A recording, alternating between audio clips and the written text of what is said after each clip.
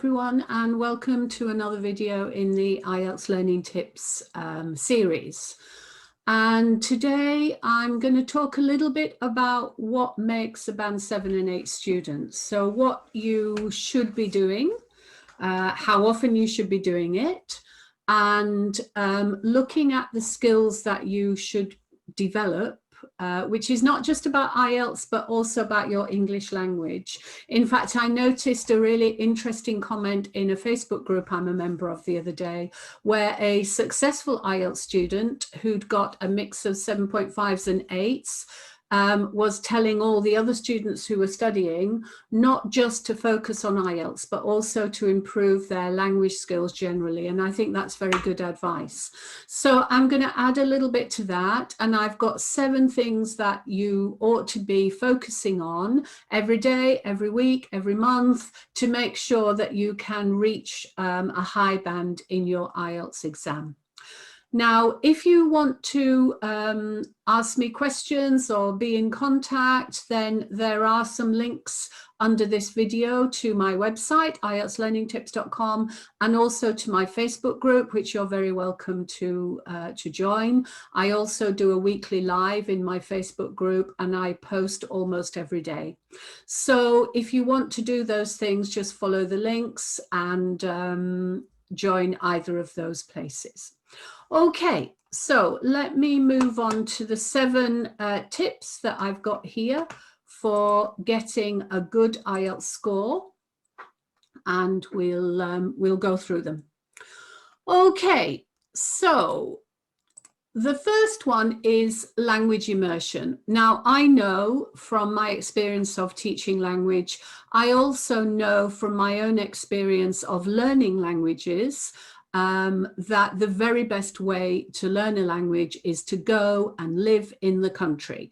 And I did this for both French and Indonesian, and it was the game changer. Now, I know for many of you, you don't have that option at the moment because part of taking the IELTS is to get you to that place. But the wonderful thing about the internet is that it is easy now to be immersed in English. And so you can find time every day to immerse yourself in English language. So by exposing yourself constantly, listening to things, watching things, reading things, and even writing things. If you're in a Facebook group, you can write things. If you have a blog, you can write things. So there are lots of ways of being able to immerse yourself online. Okay, so when you listen, and do listen, I'm not talking about watching movies, that's something different. I mean listening, so podcasts are good, radio programs are good, and do a whole range of different ones. You can read anything. You can read comics, you can read stories, poetry, you can read blogs, you can read articles. It doesn't have to be long and complicated. It could be just a very short thing if you do it regularly. This is the key. You need to be able to speak. Now, I know for some of you, you probably use English at work, and that's very good, but do bear in mind that the English you use at work tends to be a narrow range of vocabulary and structure. It's the language for work. So in order to be fully ready for the IELTS exam, you need to expand beyond that. So think about joining a group, and if there isn't a group, make one yourself. And try every day to do something, even if it's just 15 minutes. So set aside time. Consistency is key. Consistency really is key in getting a high score. And monitoring your progress is also absolutely vital, because if you can't see where you're progressing, it's very difficult to address the areas where you're not progressing.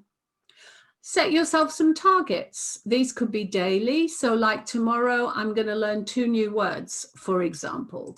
They could be weekly. By the end of the week, I want to improve my reading score by 2 points.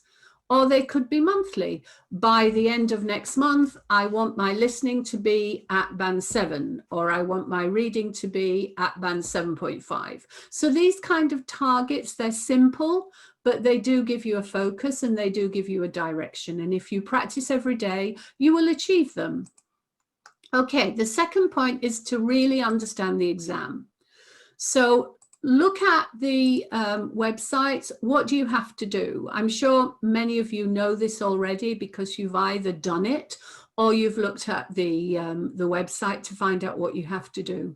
But you need to have that in the muscle. A student of mine took her exam last week, and we spent a lot of time practicing writing. And in the exam, she actually told me that she had done her writing so efficiently that she was able to go back and almost redraft it, because she said, I was finished and I had plenty of time, and I went back and I corrected a lot of my my problems with things like agreement. She corrected all those, and she said, I just about wrote it out again. Now that's real progress, because she really understood what she had to do in that writing exam, and she was able to do it very fast. So you need to know about the bands, you need to know about the descriptors, you need to know what they mean. You can check online. If you've not looked and you're not sure, then go to the official website.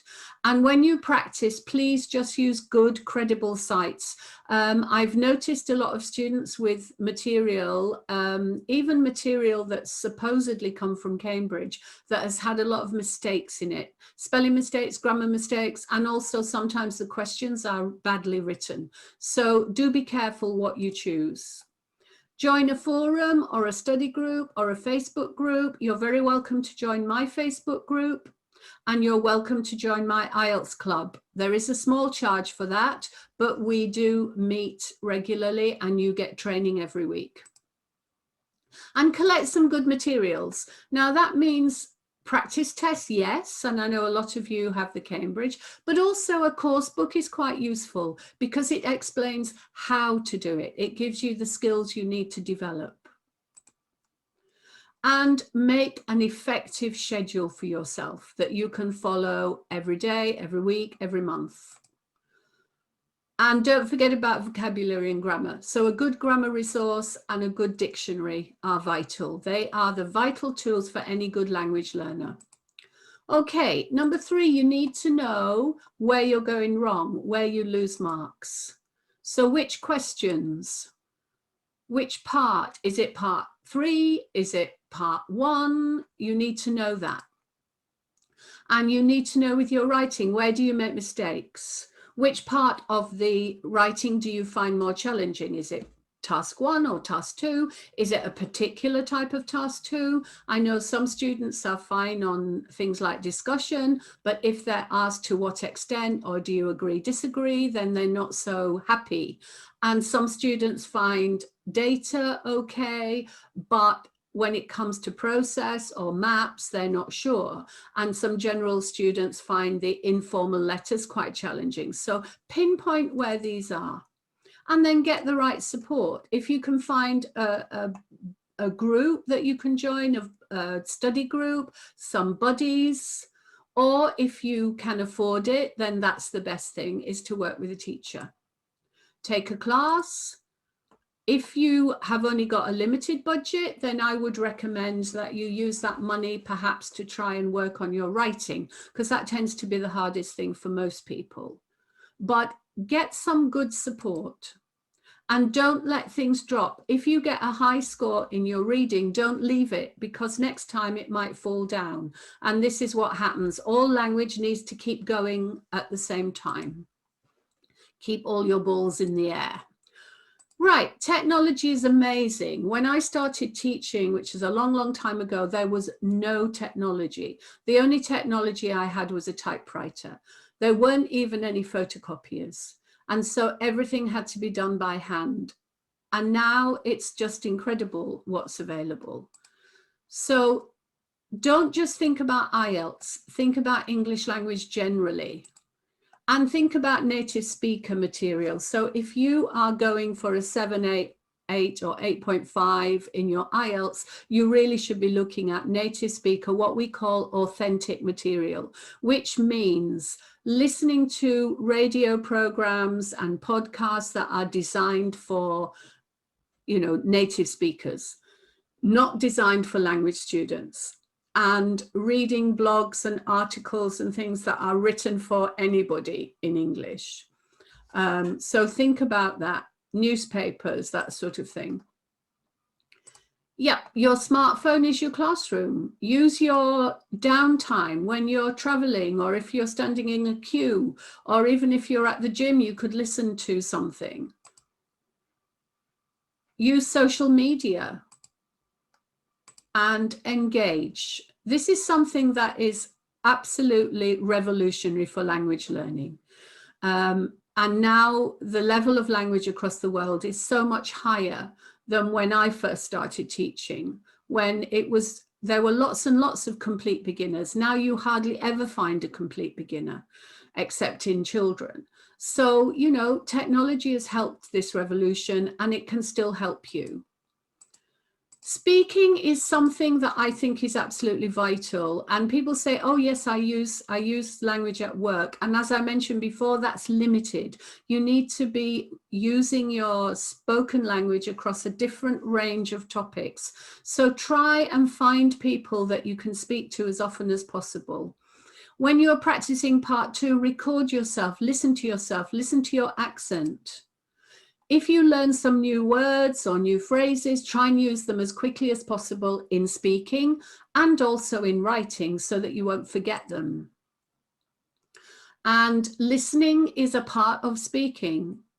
In the exam, you have to listen as well as speak. So learn from what you hear. So when you're listening to something, if you hear an interesting piece of vocabulary or an interesting phrase or sentence, try and write it down so that you can use it. And practice little and often. Don't leave it till one day and then do 5, 6, 7 hours. That's not the way to learn a language. And please don't leave it till the last minute. I often get messages from students saying, my exam's next week and I need to practice speaking. It's simply too late. Do it consistently all the way up to your exam. Right, number 6, make it fun. If you enjoy what you do, it's going to be a lot easier to improve your skills. Imagine if you're doing something you hate, that's not going to be very productive. And stress can be very negative and stop you from learning. So try and make things a bit more fun for yourself if you can. Sometimes there are things you have to do that you don't enjoy. And there is no way of not doing it. So for example, if you don't like reading, I'm sorry, you have to do it. But try and mix it. So if you do a reading passage, then reward yourself by doing something that you do like, which might be a listening, or if you don't like writing, do the writing and then reward yourself with something like watching a movie or something like that. So mix it all up. It doesn't matter what you do. If it's English, it's always going to be beneficial. I like playing games. I like crosswords particularly, but crosswords and word searches are wonderful for understanding about spelling, for understanding about vocabulary and learning new words. And obviously movies, singing songs are all useful as well. And finally, time. You need a lot of time to improve language. Imagine your own language, it takes 7 years to learn it. So it's not going to happen overnight. And you need to have it at almost native speaker level. If you're looking for band 8, for example, you need to be almost native speaker. And that takes a long time. So don't leave it. You have to be well prepared. And your brain needs time to absorb information. If you start with some new vocabulary today, unless you use that regularly and incorporate it into your language, either written or spoken, it's going to disappear. You're not going to be able to bring it to the front of your memory when you need it. So give yourself time. any skill, whether it's driving, whether it's playing the piano, whether it's a skill in your job, it needs time to become good. I'm sure you all know that. You can't get into a car and then immediately know how to drive it. It takes a while. And it's the same with language. It takes time. So don't book your test until you know you can get your score. You can't cram for an English exam, for any language exam, you cannot cram. It's not a memory test. I know some people feel if they stay up for 3 days before the IELTS, they'll be able to learn what they need. No, it's not possible. It's a skills exam. It is not a knowledge exam. And that's why a lot of students fail, because they immediately book their test and then work to the test without checking whether they're actually capable of getting that score, without checking how long it's going to take them to improve their skills. So please allow yourself enough time. Okay, so that's what I wanted to say. So if you follow through on all that, if you practice regularly, then you should be able to get the score that you want. So thank you for watching, and I'll see you on the next IELTS Learning Tips video.